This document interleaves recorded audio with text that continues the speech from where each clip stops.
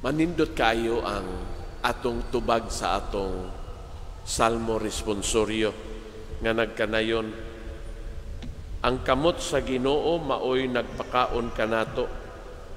Iyang gitagbaw ang tanan natong mga kinahanglan.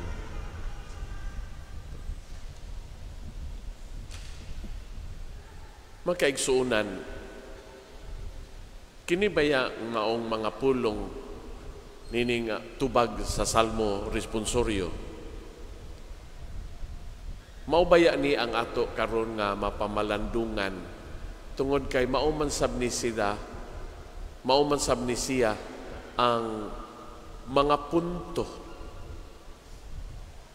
nga atong mapupo gikan sa mga pagbasa nga baguhay pa lang natong nadungog gikan sa unang pagbasa, diha sa ikaduhang pagbasa o diha sa Ebanghelyo.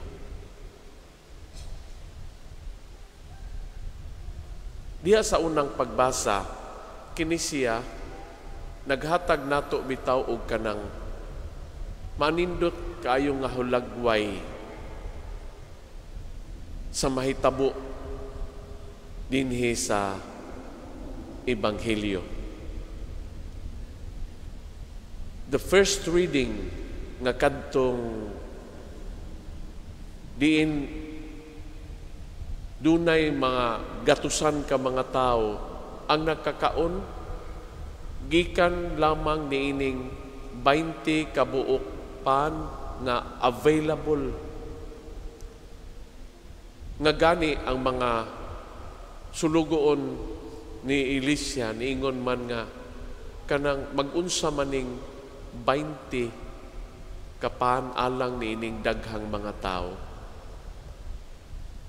Apan ang propeta miingon nga ayaw kabalaka kay ang Dios nagsulti nako nga dili kini mahurot ang mga pan.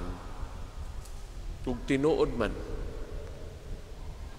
ingon niini ang nahitabo nga kahibulong niadtong mga nakasaksi niining maong hitabo. Ug maubaya sab ni ang atong dad-on dinhi sa Ebanghelyo nga ato nga nadungog nga nakita ni Jesus ang daghan kaayong mga tao, naluoy siya. Ug iyang giingnan si Felipe, asa man ta makapalit og igong pagkaon alang niining tanang mga tao. Ang kinibitang tubag ni Felipe nga niingon dahil siya, bisan pa og magpalita og pagkaon balig duha ka gatos nga dinaryo, dili pa kini paigo alang niining tanang mga tao. Pero atong tan-awon bitaw ang kining gibutang ka lang og parenthesis na ay giingon apan nasayod na si Jesus kung unsay iyang buhaton. Si Andres, igsuon ni Pedro, mingon ngadto kay Jesus, ni ay batang lalaki, ug doon na siya'y dala nga 5 ka pan nga sibada ug 2 ka isda. Apan mag-unsa man ni alang niining daghan kayong mga tao.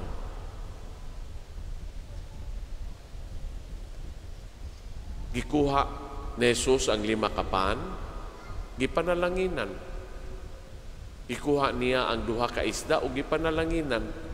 O iyang giingnan ang mga tinunan, palingkura ang mga tao, o iapod-apod kining maong pan.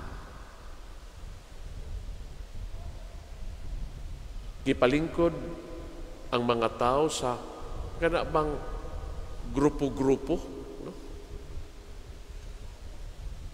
Unya nakakaon ang tanan ug nakahipos pagani sila og napulo og 2 nga salin, napulog 2 ka basket nga salin niining ilang nakita nga 5 ka pan og 2 kaisda. Mga kaigsuunan, sa akong giingon, kining ato nga tubag sa atong Salmo Responsorio, mao'y maghatag sa nato og dalan aron nga atong mapamalandungan ang kining maong mga panghitabo, mga milagro diya sa unang pagbasa ug ilabi na gayud dinhi sa Ebanghelyo. Ug unsa man kaha ang mga pagtulunan nga atong mapupo dinhi? Una sa tanan,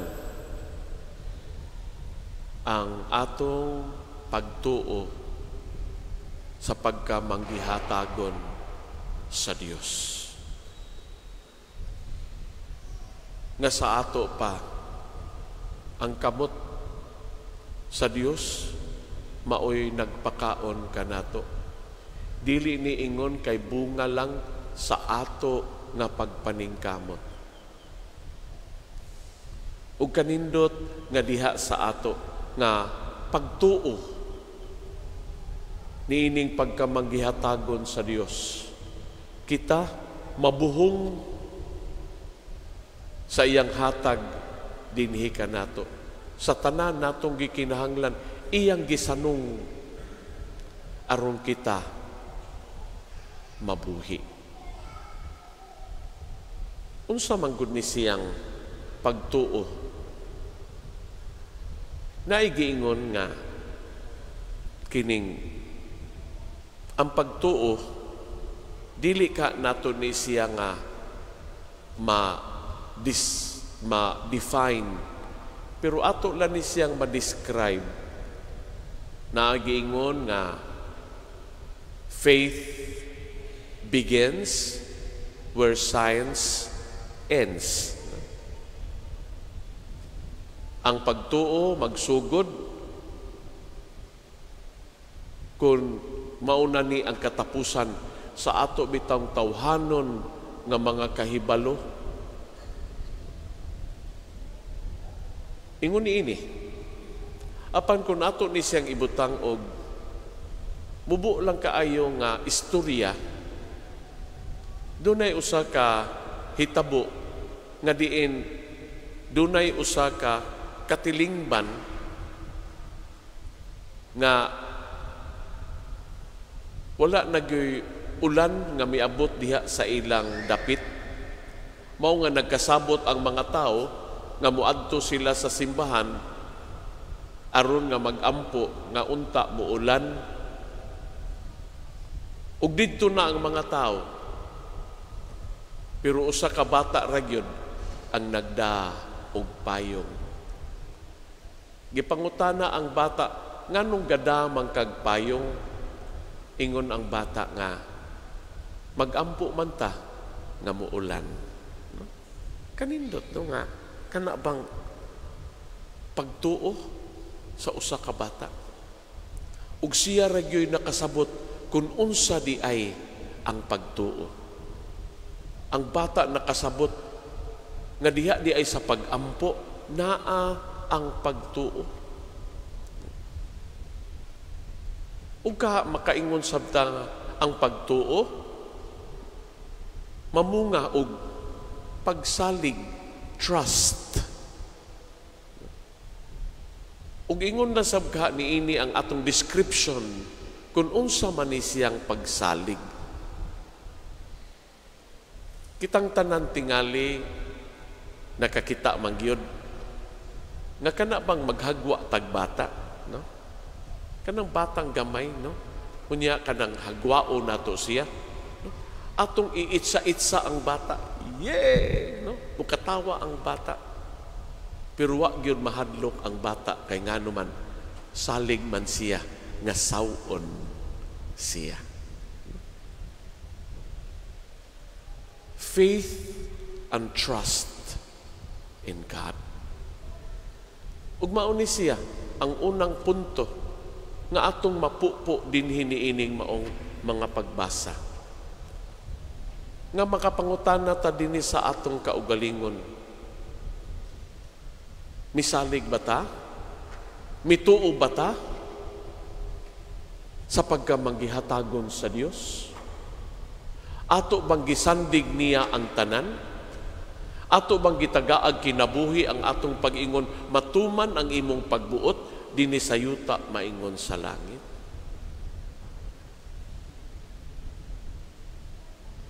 Naabay pagsalig ug pagtuo ang atong pag-ingon, ang kalan-on namo sa matag adlaw, ihatag ka namo karong adlaw. The faith and trust nga naaunta dinhi nato, nga muingon kita nga it is only God who can provide us everything that we need. Mao ni siya. Ang ikaduha kahang punto nga atong mapupo dinhi niining mao nga mga pagbasa,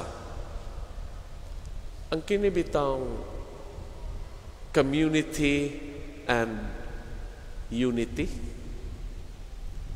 Community and unity.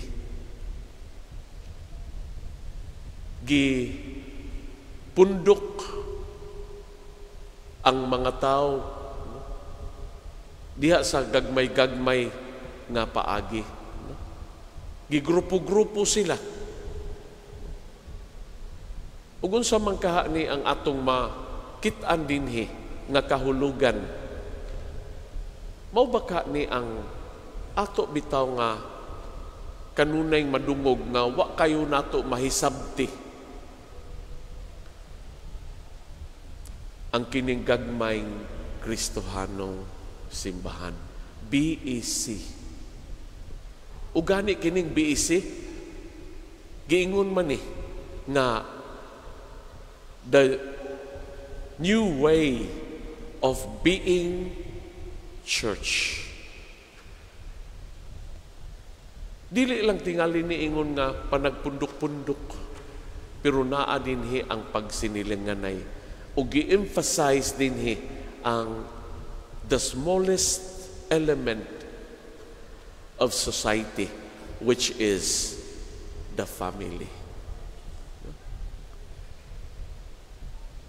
Nga sa ato pa di ay ang usa ka banay is usa ka katilingban, usa ka community. Ug dili tingali mahitabo ang community kunwa ang unity.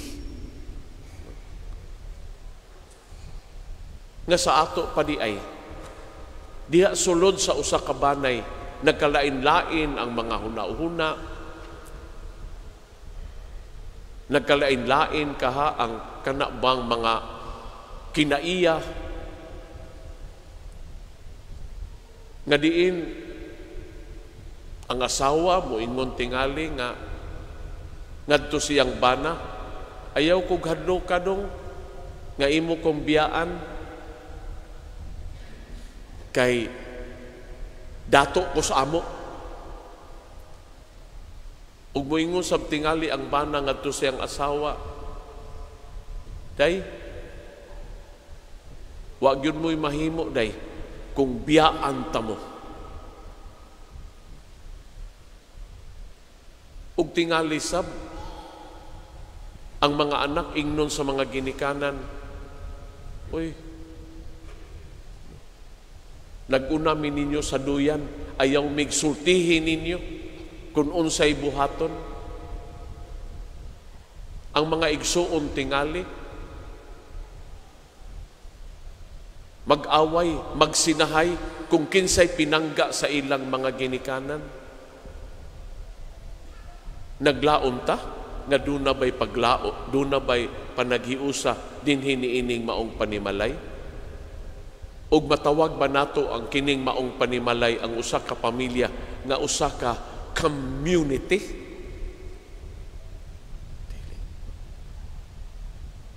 Ug mao baya ni nga karon gipahanumduman ta nga kanindot man nga ang matagbanay makabati sa gugma sa Dios. Ug matisok diha sa ilang tagsa-tagsa ka kinabuhi ang maanindot kaayo nga mga mithi sa pagtuo ug pagsalig ngadto sa Dios. Dili unta mo tumaw diha sa ang ilang kanabang self-entitlement nga sa matag sakop ni ining panimalay, nagtuo sila nga they can stand on their own 2 feet ug nahanaw ang ilang paghangad aron ilang makita unta kung unsa ka manggihatagon ang Dios, nga kunwa ang Dios wa silay mahimo. Community and unity. Ug unsa man ka di ay sab ang ikatulo nga punto nga atong mapupugi kaniini. Magunsa man tingali ang community, magunsa man tingali ka ang kiusahan. Apan kana bitang way mo tumaw gikan niining maong pagtuog pagsalig ngadto sa Dios nga kining gitawag bitaw natog atong pagkamapaambiton. Ang ato bang pagkamanggihatagon? Generosity. Generosity. Ato bitaw nadungog din sa Ebanghelyo nga miingon din si Andres ni ay bata nga dunay dala nga 5 ka buok pan nga sibada ug 2 ka buok isda. Pero kay bao ba mo sa proceeding words nga ningon apan mag-unsa man ni unsa may mahimo aning 5 ka pan ug 2 ka isda alang nining daghan kayong mga tao. Makaigsunan nato ning susihon nga kini bitawng pan nga sibada mao man ni ang kanang kinaubsan nga matang sa pan nga ilang mabatunan, no? Nga sa ato pa kining maong pan pagkaon sa kabos. Ug unsa man ning 2 ka buok isda pulong pa mo man ni gitawag nila og pickled fish nga makuha nila diha sa Sea of Galilee. Fresh water tinuod ni, pero unsa may gidak-on ani? Ang gidak-on ani, no? Parehaan ni bitong atong buwad nga no head. Mao ni, no? Gagmay ra gyud taong kaayo. Mura ra gyud ni siya sardinas, no? No? Dali man kay tang makahibaw unsa ng sardinas nga kana bitong isud anang lata kanang 555 ano. Gagmay ra gyud taong kaayo. Ug mao ni siya ang gidak-on nining 2 ka isda nga naa sa bata. Pero mga kaigsuonan, ato bitang makita na ang bata mihatag ni ining 5 ka buok pan, 2 ka buok isda nga maura ka ang iyang gisaligan. Apan tan-aw nato nga meaningless o way kahulugan ang kining 5 ka buok pan, 2 ka isda. Pero nakahibalo ta nga gikan ni ining daw way kana bang kahulugan nahimo hinuon ang dako kaayong milagro. Nga mga kaigsuonan dinhi day sa atong kinabuhi, no? Mahimo tingali nga mura og insignificant kaayo para gani nato mo ingon ta nga kinsa ra manggug ko, mauwaw ko diha oy, mo apil-apil niya ng mga organizations, kinsa ra man gud ko. But the generosity of your presence makahimo og dako kaayo nga milagro. Mahimog makahatag og dako kaayong katingalahan nga panghitabo. Gikan tingali nining insignificant kaayo, no, sa pagtan-aw nimo. Apan dili di ay ni ang pagka-insignificant kun unsay naa nimo. Ang imo di ay nga attitude of generosity. the ability to offer everything that you have. Tungod kay naa di ang imong pagtuo ug pagsalig sa Dios. God provides. Pagkabulahan nato no nga kana bang makit-an bitaw nato ni ining maong mga panghitabo nga diin kining tanan mahimo sabdi ay nato kung naa ang atong pagtuog pagsalig ngadto sa Dios. Og tingali ka ang ikaupat. Kung doon na tayo igo nga kana bang mga kaamguhan nga diin makakita ta nga pagkadaghan sa mga hitabo sa atong kinabuhi nga kana bitaw makaingon ta nga wa na gyud tay mahimo apan kun atong isandig ang atong kaugalingon ngadto sa Dios, something great will happen. Nga makaingon ta pagkamaayo sa Ginoo. Recognizing the power of God. Thanking God for the providence that He provided us, that He afforded us.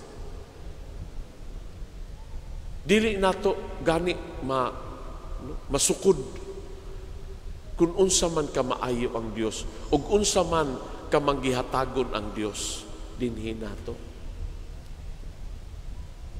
Tingali doon na tayo mga tagsa-tagsa kasugilanon nga diha sa panaw sa atong kinabuhi, despite the many challenges that we may encounter in life, apanaa ang atong pagtuog pagsalig sa Dios.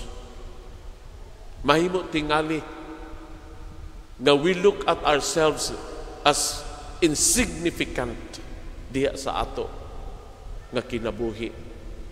Yet, kanang makabantay ta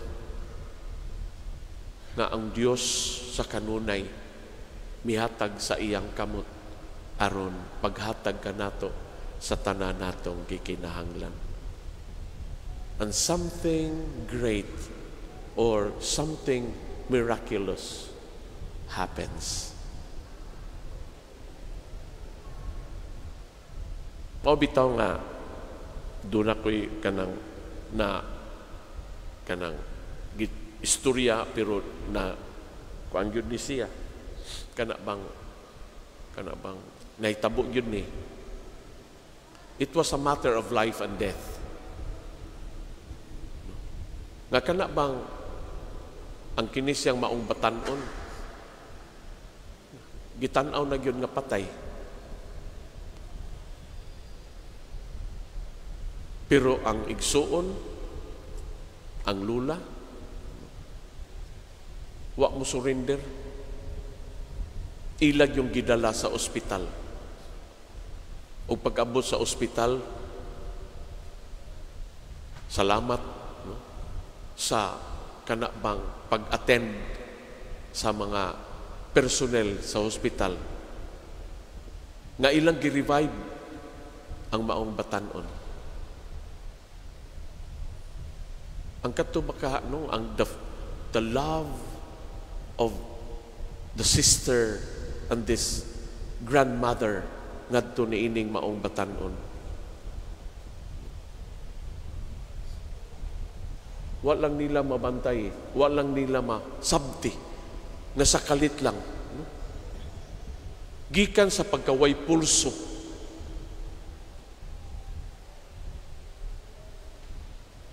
Nilagom na. Wa na mo pitik ang kasing-kasing. Apan, suddenly, something great happened. Na-resuscitated ang maong batan-on. O gani, kini siya buhi hangtod karon. Mahimo tingali nga naa ang marka sa nahitabo niya, pero naa ang dakong hitabo. Ingon niini mga kaigsuunan, kung unsa man di ay kamanggihatagon ang Dios dinhi nato. Ug hinaot pa nga diha sa atong tagsa-tagsa kabanay naaunta ang atong pag-recognize the presence and the power of our Lord Jesus Christ. Let's make let's put Jesus as the very center diha sa atong tagsa-tagsa kabanay. Kay sayod ta nga kining maong gagmayng banay nga di inaa si Kristo sa taliwala nila, mahimo ni siyang usa ka dako kaayong katilingban ug kini siya mahimong dako kaayo nga simbahan nga matuhuon nga nagpanaw uban ang pagtuo ug pagsalig sa Dios. Hinaot paunta. Manindog.